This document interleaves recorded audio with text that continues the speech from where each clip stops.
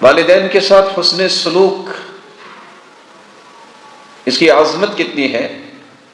آپ صلی اللہ علیہ وسلم کا فرمان ہے کہ اگر کسی کی یہ خواہش اور تمنا ہو کہ میں نے وہ نیکی کرنی ہے جو دنیا میں سب سے افضل ترین نیکی ہے، تو وہ کیا کرے؟ صحابی نے سوال کر دیا،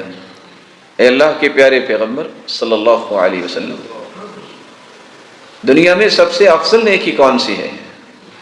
آپ نے فرمایا افضل الاعمال الصلاة على وقتها وبر الوالدین والجہاد فی سبیل اللہ۔ انسانی دعوے تو بڑے بڑے ہوتے ہیں، لیکن اگر تم افضل ترین نیکی لینا چاہتے ہو تو 5 وقت کی نماز بر وقت ادا کرو۔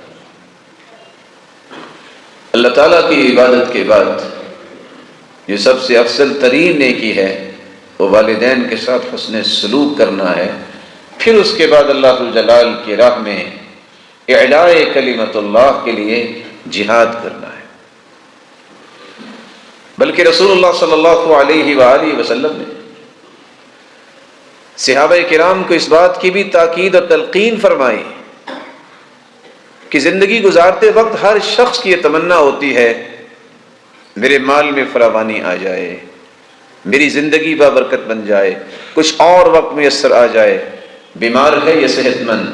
اس کی پلاننگز اگلے 50 سال کی ہوتی ہے،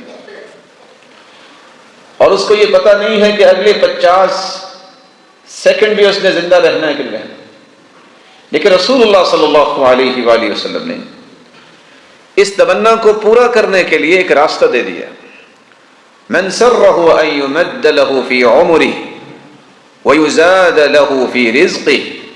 فلیبر والدیہ ولیصل رحمہ۔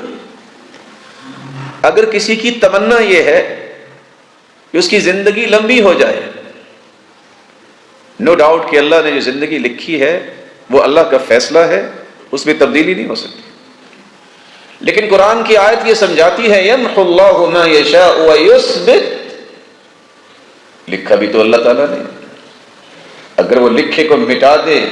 تو اس نے کسی سے مشورہ تو نہیں کرنا، وہ قادر مطلق ہے، ویثبت ویثبت،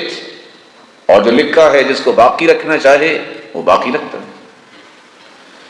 جو شخص یہ چاہتا ہے کہ اس کے مال میں وسعت آ جائے، فراوانی آ جائے اور اس کی زندگی لمبی ہو جائے، بابرکت بن جائے، بڑا آسان سا نسخہ یہ ہے کہ سب سے پہلے اسے اپنے والدین کے ساتھ حسن سلوک کرنا چاہیے،